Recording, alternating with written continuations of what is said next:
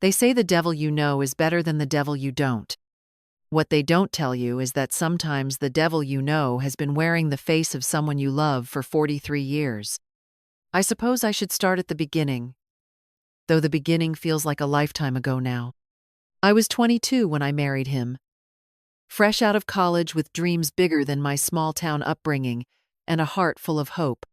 He was handsome in that clean-cut way that mothers approve of, ambitious, and he told me I was beautiful every single day for the first 6 months.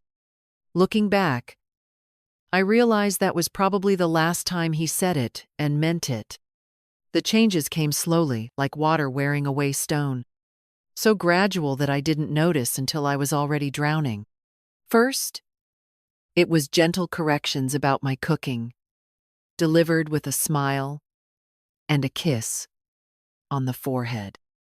Then suggestions about my clothes, my friends, the way I laughed too loudly at parties. He had a talent for making criticism sound like care, for making me believe that his constant commentary was proof of how much he loved me. By our 5th anniversary, I had learned to move through our house like a ghost, anticipating his moods, reading the tension in his shoulders when he came home from work, adjusting my entire existence to match whatever emotional weather system he brought through the door. I became fluent in the language of his silence, expert at translating his sighs, and the way he set down his coffee cup, just a little too hard. The children came, 2 beautiful daughters, who inherited his dark eyes and my tendency to worry. I threw myself into motherhood with the desperate intensity of someone trying to find purpose in a life that had somehow become smaller than she ever imagined. I told myself I was sacrificing for them, that my happiness mattered less than their stability. I became a master of excuses, explaining away his coldness, his criticism, his complete inability to see me as anything more than a supporting character in his own story. Our eldest daughter moved across the country for college, and our youngest followed 2 years later. The house felt enormous and suffocating at the same time. Without the buffer of children's laughter and school schedules and soccer games, we were left with nothing but the hollow echo of what we had never really been. He retreated further into his work, his golf, his carefully curated social circle, where I was always introduced as simply his wife, never by name, never with any mention of my own accomplishments or interests. I started volunteering at the local library, organizing reading programs for children. It was there that I met her, a woman my age, whose husband had died suddenly the year before. She spoke about her grief, but also about a strange kind of freedom she was discovering. She talked about making decisions without having to run them past anyone, about eating ice cream for dinner if she wanted to, about watching movies he would have hated. There was something in her voice, a lightness I hadn't heard in decades, that made me realize I couldn't remember the last time I had made a decision purely for myself. That night, I lay in bed listening to him breathe, and I felt like I was suffocating. I got up quietly and walked to the kitchen, poured myself a glass of wine, and sat at the table where I had served thousands of meals to a family that had slowly scattered like seeds on the wind. I tried to remember who I had been before I became his wife, before I learned to shrink myself to fit the space he allowed me. The woman who had wanted to travel, who had dreamed of writing, who had opinions about everything, and wasn't afraid to share them. She felt like a character from a book I had read long ago, familiar, but impossibly distant. The next morning brought what I now think of as the first crack in the dam. He came into the kitchen while I was reading the newspaper, something I had started doing since I began volunteering. He glanced at the paper and made a dismissive sound in his throat. "Your friend from the library called," he said, not looking at me. "Something about a fundraiser. I told her you were too busy." I felt something inside me go very still. I had been looking forward to that fundraiser for weeks. It was a chance to help raise money for new children's books, to be part of something meaningful. I looked up at him, This man I had been married to for more than 4 decades, and realized he had no idea who I was. He had never bothered to learn. I wasn't too busy, I said quietly. He looked at me then, with that particular expression he got when I did something unexpected. It was a look that said I was being difficult, unreasonable, selfish for having wants of my own. "Well, you are now," he said, and walked out of the room. I sat there for a long time after he left for work, staring at the phone number my friend had left on the notepad by the phone. Such a small thing, really. A fundraiser I could easily call and say I would attend after all. But it felt enormous, like standing at the edge of a cliff and realizing that jumping might be the only way to find out if I had wings. Later that day, I called my friend back. I apologized for my husband's response and told her I would absolutely be there. The words felt foreign in my mouth, like speaking a language I had forgotten I knew.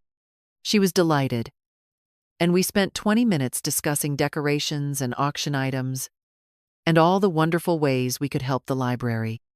After I hung up, I realized I was smiling in a way that felt rusty from disuse.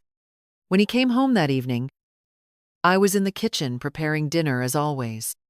He kissed my cheek in that perfunctory way he had, like checking an item off a list. "I called Patricia back," I said, not looking up from the vegetables I was chopping. "I'll be helping with the fundraiser after all." The silence that followed was so complete, I could hear the clock ticking in the hallway. When I finally looked up, his face had gone very still, in the way that usually made me rush to apologize, to smooth things over, to make myself smaller. "I told you that you were too busy," he said. "I'm not, though," I replied and went back to cutting carrots. What followed was 3 days of cold silence, of doors closing just a little too hard, of conversations that stopped when I entered a room. I had lived through these punishments before, had always eventually apologized for crimes I didn't understand, had learned to buy peace with pieces of myself.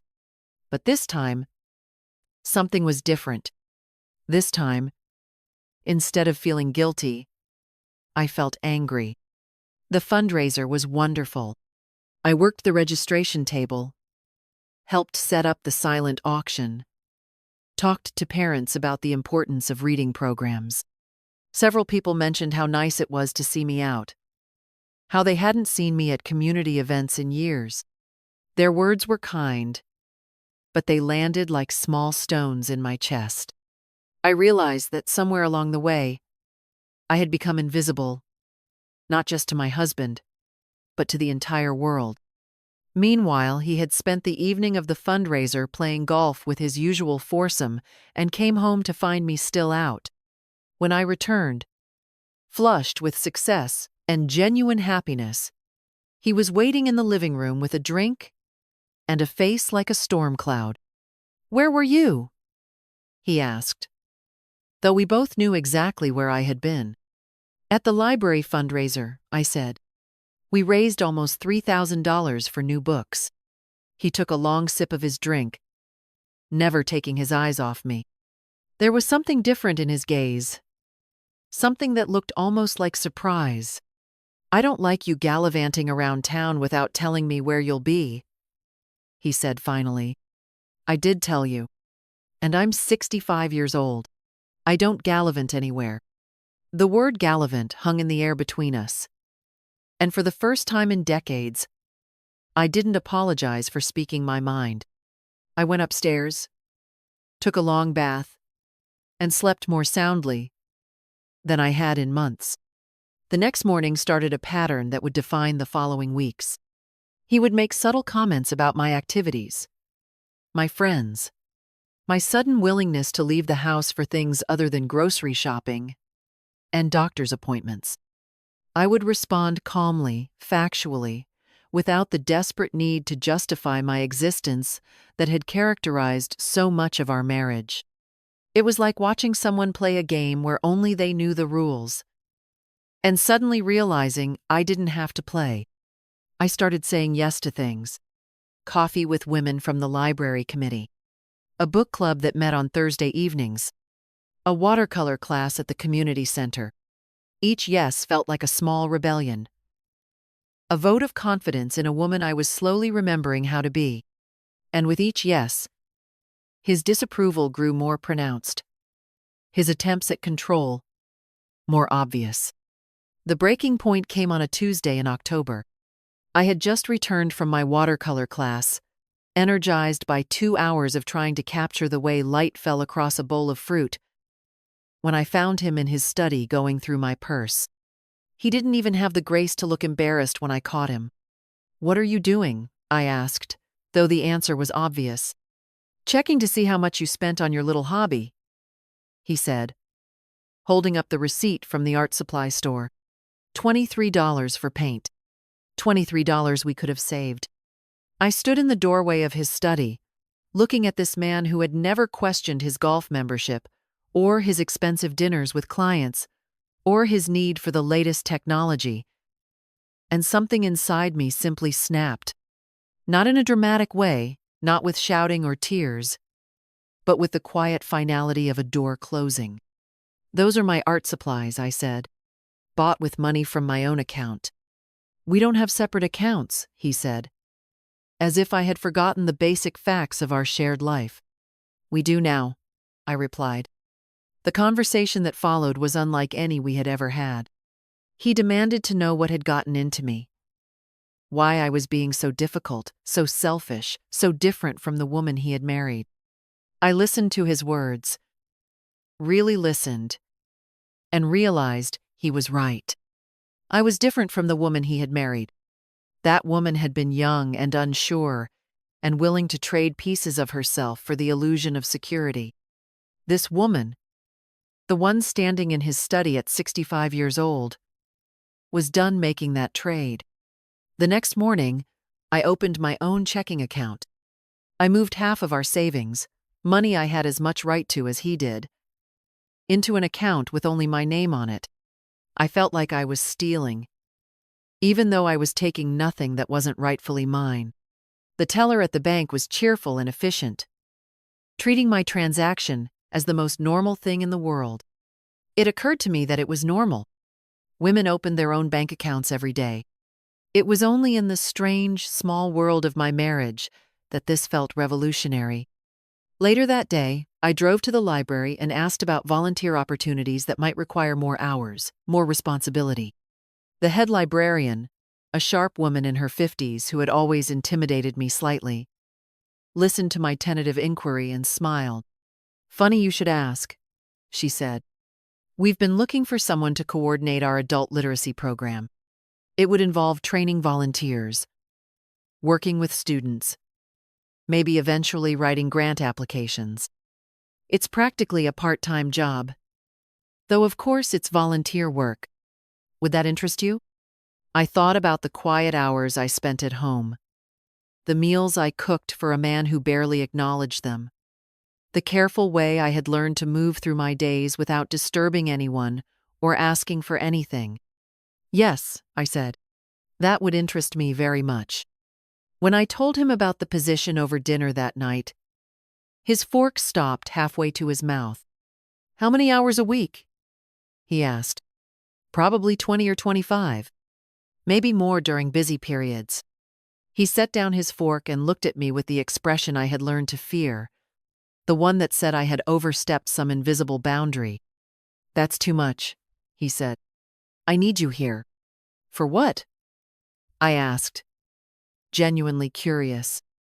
The words came out more sharply than I had intended, but I didn't take them back.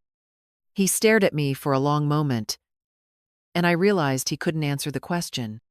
He couldn't name a single specific thing he needed me for that couldn't be rescheduled or managed differently, or simply left undone. I had spent 4 decades making myself indispensable to a man who had never actually needed me for anything more than the convenience of my constant availability. "I start next Monday," I said, and cleared the dishes. The following weeks were a masterclass in passive aggression. He couldn't argue with volunteer work at the library without sounding petty, but he found 100 small ways to express his displeasure. He scheduled doctor's appointments during my volunteer hours, and then acted put out when I couldn't drive him. He invited his brother for dinner without telling me, then made comments about how I never seemed to be home anymore when I scrambled to prepare a meal for 3. He developed a sudden need for my help with tasks he had managed independently for years. I recognized the pattern, the way he was trying to pull me back into the orbit of his expectations.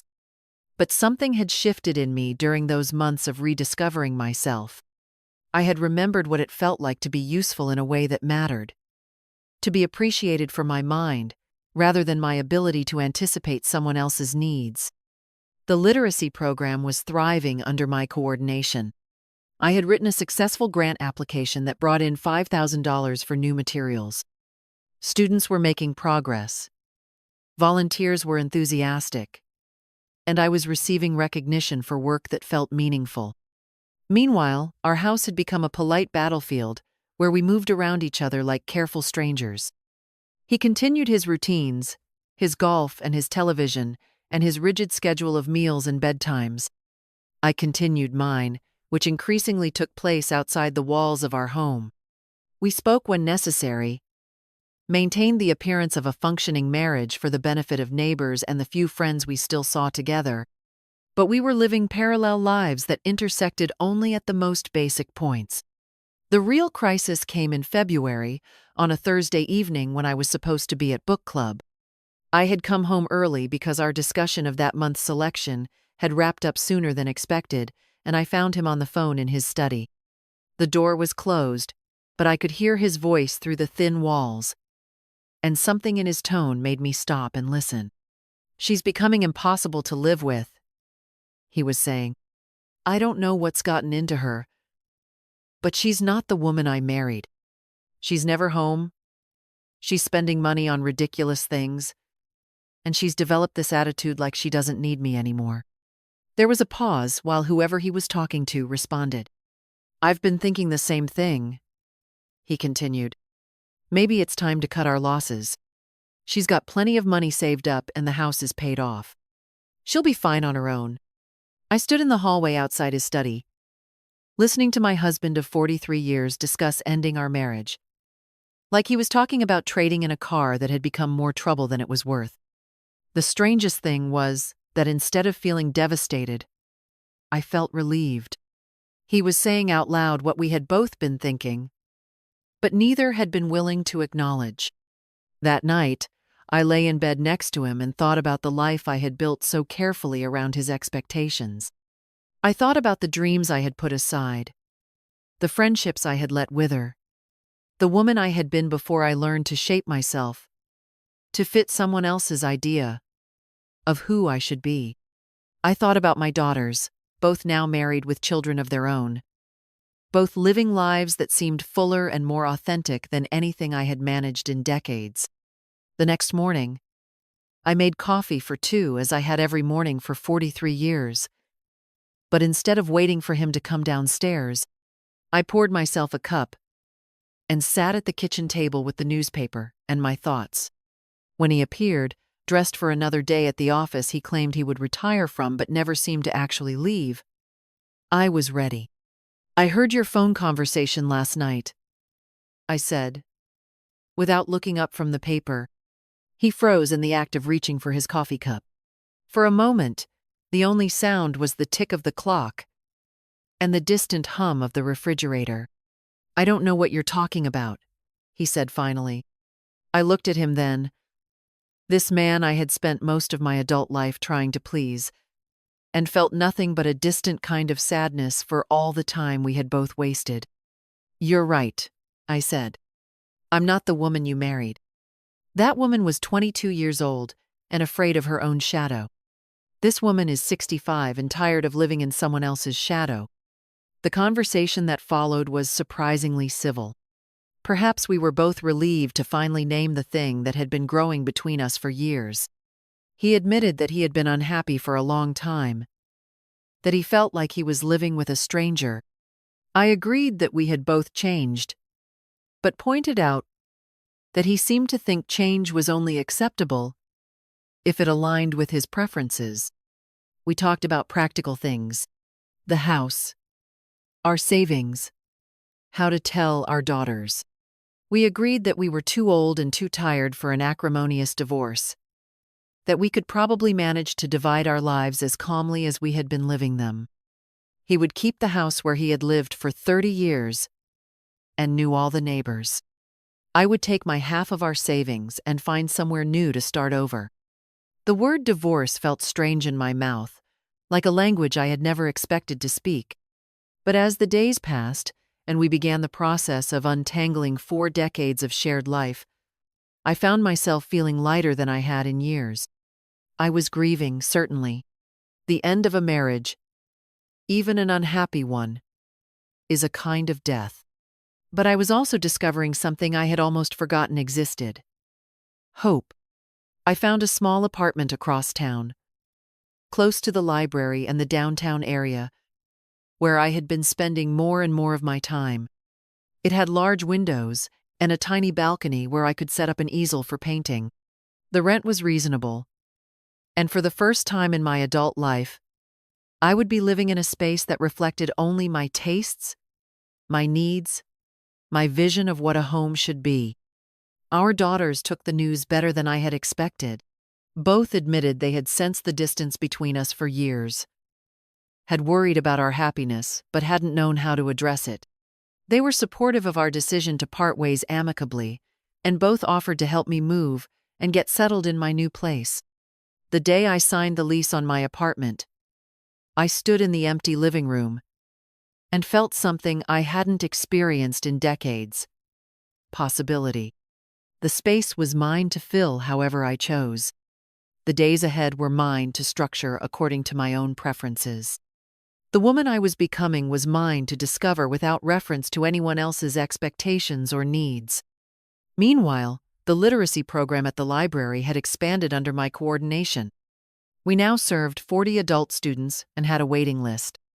I had been asked to present our program at a state conference, and a regional foundation had expressed interest in funding an expansion. The work was challenging and rewarding in ways I had forgotten work could be. I started taking Spanish classes, something I had always wanted to do but had never made time for. I joined a hiking group for women over 50, surprised to discover that I enjoyed the physical challenge and the easy camaraderie of women who had learned to prioritize their own well-being. I bought art supplies and set up a small studio space in the second bedroom of my apartment, painting landscapes and still lifes that captured the way light fell across ordinary objects. The divorce was finalized on a Tuesday in May, exactly 1 year after I had started volunteering full-time at the library.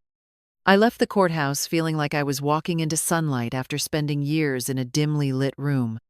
That evening, I cooked myself a simple dinner, opened a bottle of wine, and sat on my balcony watching the sunset paint the sky in shades of orange and pink. My phone rang while I was sitting there, and I was surprised to see my youngest daughter's name on the screen. We talked for an hour about her job, her husband, her plans for the summer. Near the end of the conversation, she said something that stayed with me long after we hung up. "Mom," she said, "you sound different, happier, like yourself again." Like yourself again. The phrase echoed in my mind as I prepared for bed that night. I realized that was exactly what I had been doing over the past year, becoming myself again. Not the woman I had been at 22, but the woman I might have become if I had never learned to see myself only through someone else's eyes. Now, 3 years later, I can honestly say that leaving my marriage was the best decision I ever made for myself. Not because marriage is inherently bad, but because mine had become a prison I had built around myself, so gradually that I hadn't even noticed the bars. I wake up each morning in my sun-filled apartment and decide how to spend my day based on my own interests, my own energy, my own sense of what will bring meaning to the hours ahead. The literacy program has grown into a model for other communities. I travel several times a year to conferences and workshops, sharing what we've learned about serving adult learners. I've been asked to write a handbook for volunteer coordinators, and I'm considering it. I never thought of myself as a writer, But then again, I never thought of myself as many things that have turned out to be true. I've also started dating, something that would have terrified me a few years ago. Not because I need a man to complete my life, but because I've discovered that when you know who you are and what you want, you can choose to share your life with someone who appreciates and enhances the person you've become, rather than trying to reshape you into someone else entirely. My relationship with my daughters has deepened as well. They've told me that they're proud of the courage I showed in changing my life, that they learned something important from watching me choose my own happiness over the safety of the familiar. One of them is considering leaving her own unsatisfying job to pursue something more meaningful, and she credits our conversations about finding purpose as the catalyst for her courage. I think about the woman I was 3 years ago, tiptoeing through her own life, measuring every word and action against someone else's approval, and I feel a mixture of compassion and sadness for her. She was doing the best she could with the tools she had and the understanding she possessed at the time. But she was also slowly disappearing, becoming more transparent and less substantial with each passing year. This woman, the one writing these words, is solid and present and unafraid to take up space in her own life. She makes mistakes and bad decisions sometimes, but they're her mistakes and her decisions. She wakes up each morning knowing that the day ahead belongs to her to shape as she sees fit. She has learned that it's never too late to remember who you are, and never too late to become who you're meant to be. They say the devil you know is better than the devil you don't. But sometimes the devil you know is fear itself, and the devil you don't know is freedom. It took me 65 years to learn that lesson, but I learned it well. And every single day since then has been a gift I gave to myself by having the courage to unwrap it.